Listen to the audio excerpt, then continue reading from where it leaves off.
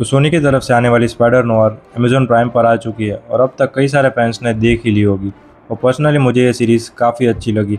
हालांकि Madame Web और Mobius के बाद सोनी से कुछ ज़्यादा एक्सपेक्टेशन तो नहीं थी, पर यह सीरीज़ काफ़ी अच्छा परफॉर्म कर जाती है। तो इस वीडियो में हम जानेंगे कुछ ऐसे कॉमिक बुक फैक्ट्स जो कि काफ़ी कम लोग जानते होंगे। फैक्ट नंबर 1, अब हम सब जानते हैं कि ओरिजिनल पीटर पार्कर को एक रेडियो एक्टिव स्पाइडर के काटने से पावर मिलती है, जो कि पूरा साइंस पर बेस्ड था। और स्पाइडर नोयर के यूनिवर्स में साइंस का कोई लेना देना नहीं है। पीटर एक वेयरहाउस में नॉर्मन ऑसबॉर्न के कुछ गुंडों को इलीगल आर्टिफैक्ट चुराते हुए पकड़ता है। वहाँ गलती से एक स्पाइडर आइडल टूट जाती है जिसमें से हजारों स्पाइडर्स निकलते हैं। तब उनमें से एक स्पाइडर पीटर को काटता है तो उसे एक एंशिएंट स्पाइडर गॉड का विजन आता है, जो उसे कहता है कि अगर तुम्हारी नीयत साफ होगी तो ये कर्स तुम्हारी पावर्स बन जाएगा। और इसी तरह पीटर को पावर्स मिलती है। फैक्ट नंबर 2, स्पाइडर नोयर के पास एक ऐसी एबिलिटी है जो किसी और स्पाइडरमैन के पास नहीं है, और वो है रेजरेक्शन। मार्वल के एक बड़े इवेंट स्पाइडर गेडॉन में द इनहेरिटेंस नाम के एक डेंजरस विलन ने स्पाइडर नोयर को मार ही दिया था। तब सबको लगा कि नोयर मर चुका है, पर क्योंकि उसकी पावर स्पाइडर गॉड से आती है, उसकी डेड बॉडी ऑटोमेटिकली एक ब्लैक ककून में ट्रांसफॉर्म हो जाती है। तब कुछ वक्त बाद वो ककून फाड़कर वापस जिंदा निकल आता है। फैक्ट नंबर 3, इस पीटर पार्कर का बचपन बाकी स्पाइडरमैन से काफ़ी अलग रहा है। ये बड़ा हुआ 1933 के न्यूयॉर्क में, जब पूरे अमेरिका में द ग्रेट डिप्रेशन चल रहा था, जहाँ चारों ओर लोग भूखमरी से मर रहे थे, बेरोजगारी थी और माफिया खुलेआम लोगों को लूट रहे थे। इसी माहौल ने पीटर पार्कर को बचपन से ही एक डार्क और ब्रूटल कैरेक्टर बना दिया।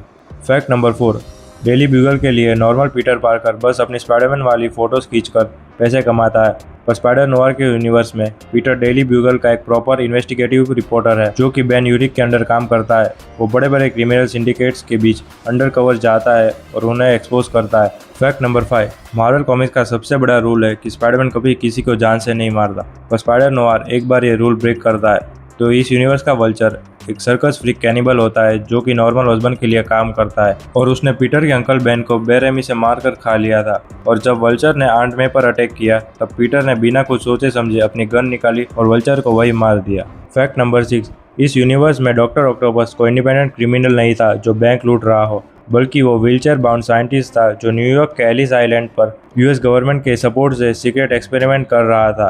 वो ब्लैक और माइनॉरिटी लोगों को किडनैप करके उनके दिमाग पर इनह्यूमन ब्रेन ऑपरेशंस करता था, ताकि उन्हें पूरी तरीके से माइंड कंट्रोल किया जा सके। फैक्ट नंबर 7, नॉर्मन ऑसबॉर्न के मरने के बाद न्यूयॉर्क का क्रिमिनल अंडरवर्ल्ड खाली नहीं रहा, बल्कि वहाँ पर एंट्री होती है एक नए मिस्टीरियस विलन की, जिसका नाम था क्राइम मास्टर। ये विलन इतना रूथलेस था कि इसने डॉक्टर ऑक्टोपस के माइंड कंट्रोल ऑपरेशन को खरीद लिया और पूरे न्यूयॉर्क के नए किंगपिन की तरह राज करने लगा। फैक्ट नंबर 8, तो स्पाइडर नोयर सिर्फ अपने न्यूयॉर्क तक सीमित नहीं था। जब मल्टीवर्स पर इनहेरिटर्स का खतरा मंडरा रहा था, तब नोयर ने स्पाइडर यूके और स्पाइडर हैम जैसे वेरिएंट्स के साथ मिलकर एक ऑफिशियल टीम बनाई, जिसका नाम था वेब वॉरियर्स।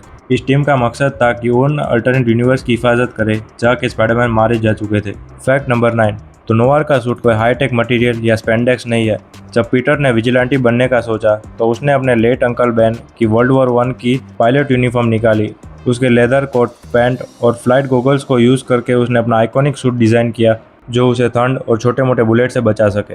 तो अब बात करें आखिरी फैक्ट की, जहाँ एक स्टोरी लाइन में नोयर और माइल्स मोरेलिस ने टीम अप किया था ताकि वो नाज़ीज़ से उस ओरिजिनल स्पाइडर आइडल को छीन सके, जो नोयर की पावर्स का रियल सोर्स था। जब उन्होंने उस आइडल को सिक्योर कर लिया, तो नोयर ने उसे एक सेफ जगह भेजने का फैसला किया। नोयर ने माइल्स से कहा कि वो अपनी रेजरेक्शन एबिलिटी की वजह से बार बार जिंदा होने से थक चुका है, इसलिए अगर अब वो मरेगा तो वो एक इंसान की तरह परमानेंट डेथ होगी, और इसी तरह उसने फिर से मॉर्टल होने का फैसला लिया। तो यही थी आज की वीडियो। अगर वीडियो पसंद आई हो तो एक लाइक कर देना, चैनल पे नहीं हो तो सब्सक्राइब कर देना। मैं मिलता हूँ आपसे अगले वीडियो में। Signing off.